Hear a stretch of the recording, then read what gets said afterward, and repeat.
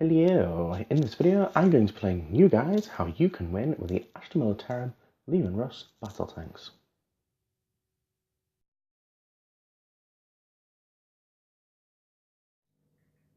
Hello there. So, as we mentioned in the intro, we're going to be talking about Leman Russ battle tanks, specifically for Aston Militarum. So, please subscribe, hit the subscribe button and get your chainsaw out, smash the bell button and you'll be told of videos when they come out. So, moving on. Leman Russ battle tanks, they used to be power level 11, 1M, and 11, now they're a 10. Solid 10, cushy, winner chicken dinner. Now, points-wise, they're 122 points. Heavy bolters, 8 points. Battle cannon is 22 points. So if you add another 2 heavy bolts on there, my maths could be terribly wrong, so please correct me if I am. 164 points for a Leman Russ battle tank cannon, 3 heavy bolt sponsons, 2 sponsons, 1 thing. Anyway, so what do you get for your money? You get a D6 shots, you get strength 8, -2, D3 damage for each one. So you can potentially do quite a lot of damage there. And with that, you also get 9 strength 5, -1 AP shots. So you're making Terminators at least like Space Marines. And Space Marines, like a 4-up. Tower Warrior, something Fire Warrior. Anyway, so just for fun. But if you play Cadians like I do, they've got a, I don't want to say Legion specific, but they've got a. I'll kick myself in a minute. They've got a special rule because they're Cadians. It's called Cadian Born Soldiers, which allows them to reroll ones if they didn't move in the previous 10, which is pretty sweet. They've also got an update to the Grinding Advanced special. This is a rule for all Leman Russes, regardless of where it is.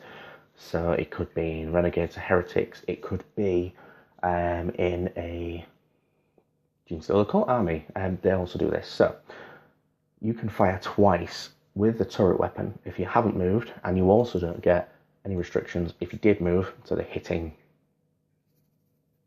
ballistic skill. Anyway, that's what it is. So if you also, because Cadians also have a tank order which is called Pound Them to Dust, which allows you to re-roll the D6, the random number D6, of the number of shots. So what does this mean? One sec. Sorry about that. This means that you can roll 2d6. You can re-roll. So if you get stinky fish eye dice, 2 1s, you can re-roll that. If you get a 5 and a 4, don't re-roll that. You could get way worse. So just stick with it. So you're gonna get a lot of shots, quite a lot of shots, high strength. You're going to be re-rolling 1s, which means you are going to be, good gosh, so you're going to be hitting on 4s, re-rolling 1s, so you're going to have a way higher chance of actually doing some damage, and with all those 9 strength 5 shots, they're going to be doing a lot of damage too. So, obviously if you haven't moved, that's the key thing there, and with an order, you can do a lot of damage. Obviously there's war gear around, so you can make your tank commander give you more orders, which is cool, so you can do it to multiple models, which was good.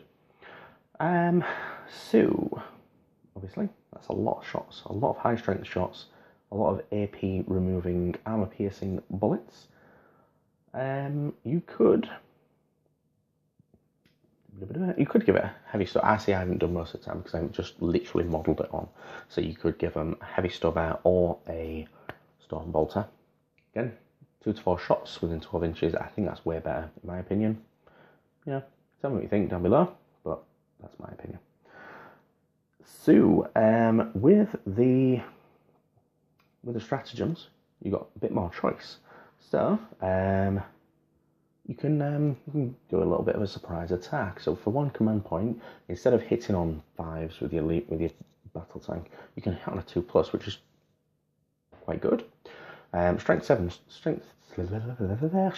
attacks, which could do a fair amount of damage. If you want to ram a tank, maybe give it a wound or something, knock yourself out, always good. And so, you know, people don't always expect it of Leman Russes, so that would be fun. Fun one. You also can spend 2 command points for overlapping fields of fire. If you've already got one Leman Russ or any unit that has caused an unsaved wound on a model or a unit, you can then use that command point and everyone else gets +1 to hit. So effectively what you're doing is you're going to be hitting on 3s with your battle tanks. You're going to be re-rolling 1, so you're going to be hitting way better than the good old Space Marines. And so you're going to basically focus fire them, which is pretty cool. So ways to keep them alive. Tech Priest engines here. It kind of goes without saying. They're going to regain D3 wounds, which is kind of cool. You can just have them sit behind the tank so he can't be shot. Just bring them back to life, hopefully. So, tank commander orders. So I've kind of gone over this a little bit, marginally. So one of them is the full throttle, so you can move 24 inches plus D6. Now I could be wrong, so correct me if I am. You can move 24 inches plus D6. That's obviously for objective grabbing or escaping a close combat monster. If you want to keep your tanks alive, just bomb them out there or grab an objective. Some points in it. The other one is Strike and Shroud. Good gosh, I can't speak today. So obviously when you do that, you get -1 to hit, or they get -1 to hit that unit. So it's going to be harder to hit them, and they can hit you better, which is cool.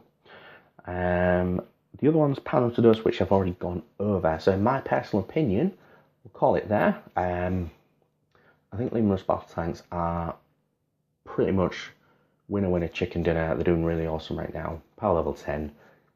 Pound for pound, point for point, they're doing quite well. I mean, obviously, that's my opinion. If you disagree, pop something down below.